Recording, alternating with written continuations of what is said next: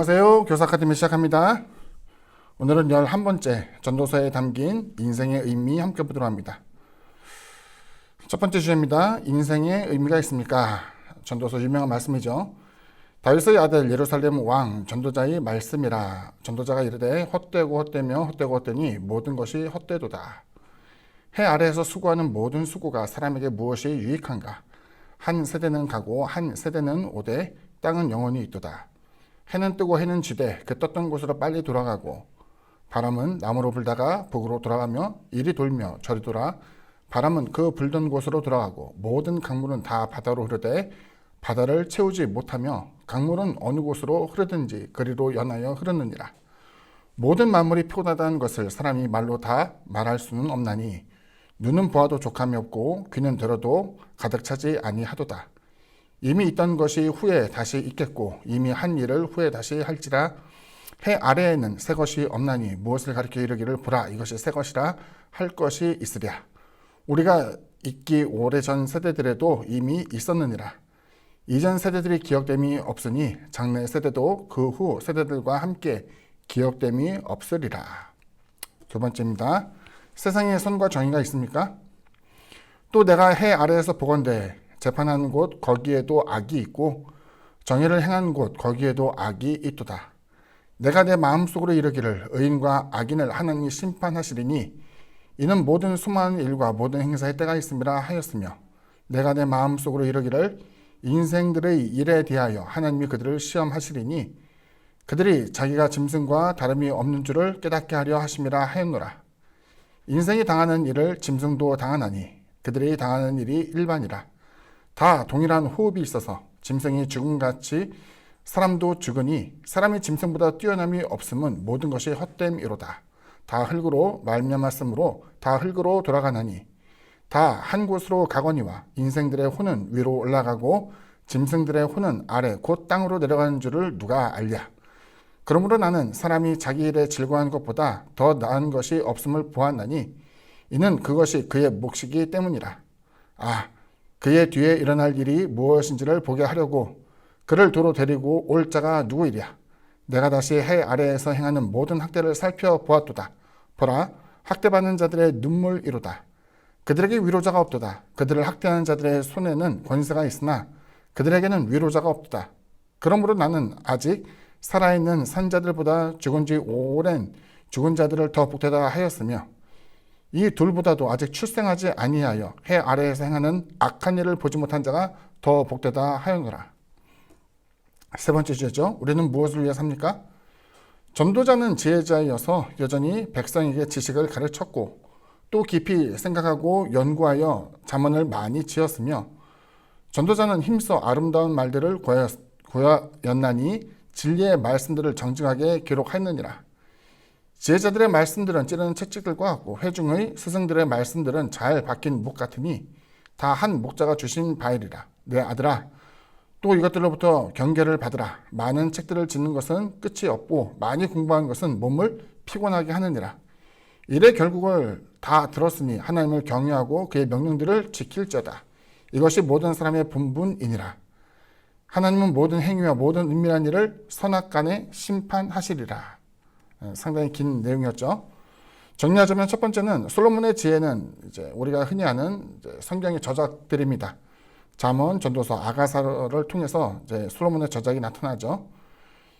잠언의 분위기와 이제 전도서의 내용이 사뭇 다른데 잠언은 이제 지혜에 대해서 많이 이야기하죠. 그것은 지혜의 근본이 무엇이냐라고 했을 때 하나님을 경외하는 것이 지혜와 지식의 근본이다라고 얘기했던 것처럼 잠언은 하나님을 경외함으로 나타나는 번영과 축복에 대해서 말하고 있지만 전도서는 하나님 없는 세상의 변화, 부영화가 헛되다는 것을 말하고 있습니다. 그러니까 전도서에서 말하는 헛되고 헛되다는 것은 하나님에 대한 신앙 자체도 헛되다는 것을 이야기한 것이 아니라 영원한 것을 알지 못하고 현세만 치중해서 이것저것 노력하는 모든 일들에 대해서 결말은 결국은 원점으로 돌아가게 되고 나의 수고와 노력 이런 여러 가지 것이 결국은 덧없다라는 것을 보여주고 있습니다. 그래서 여기서 헛되다는 것은 하나님 없이 내가 애쓰고 수고한 여러 가지 것은 결국 헛되기 때문에 여기서 우리가 과연 무엇을 추구해야 될까에 대한 것을 고민하도록 만들죠. 두 번째로 전하는 것이 바로 이 같은 내용이죠.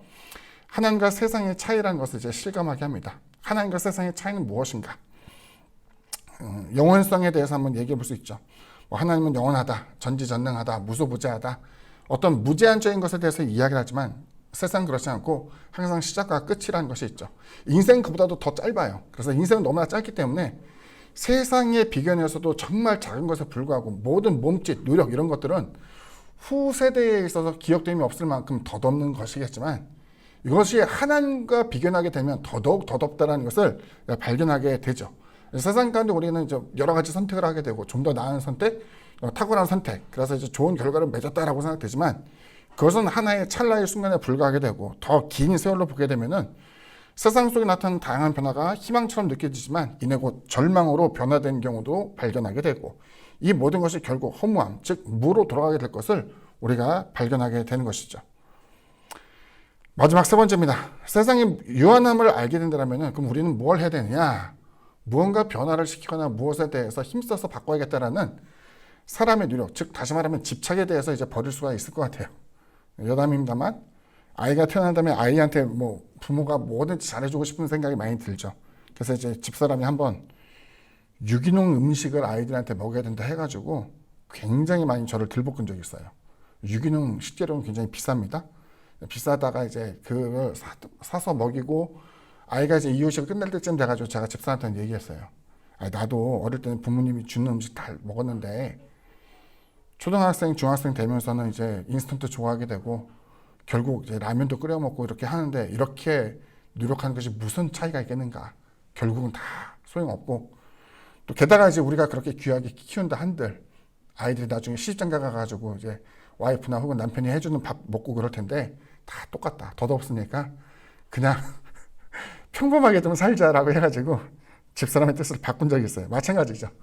우리가 이제 세상에 살면서 집착, 꿈을 이루기 위해서 무엇을 바꾸기 위해서 애를 많이 씁니다만 그것은 나의 호소, 나의 노력 정도에 끝나게 되고 나중에 나라는 그 인물이 잊혀질 시간대쯤이 되면은 나의 노력과는 상관없이 세상은 이제 도도하게 흘러가는 것을 이제 보게 되죠. 그래서 이제 우스갯소리로 그런 얘기를 합니다. 그 물고기는 강물을 거슬러 올라갈 수 있지만은 강물의 흐름은 바꿀 수 없다.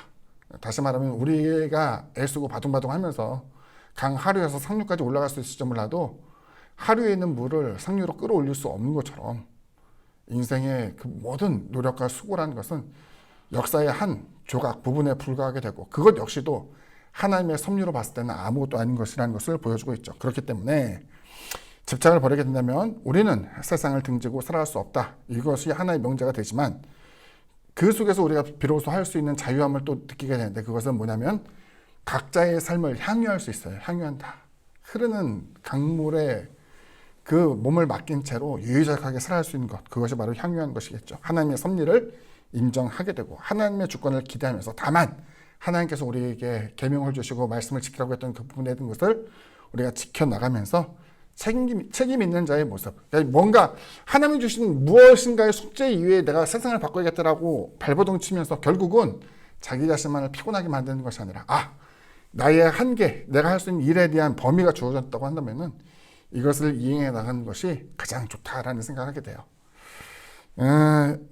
저는 이제 성경에서 보면은 다니엘도 그렇고 또 예레미야도 그렇고 다니엘은 우리가 아는 것처럼 그 이스라엘 멸망하고 남왕국 유다 멸망하고 포로기의 생활 가운데 세워졌던 하나님의 일꾼이기도 했어요.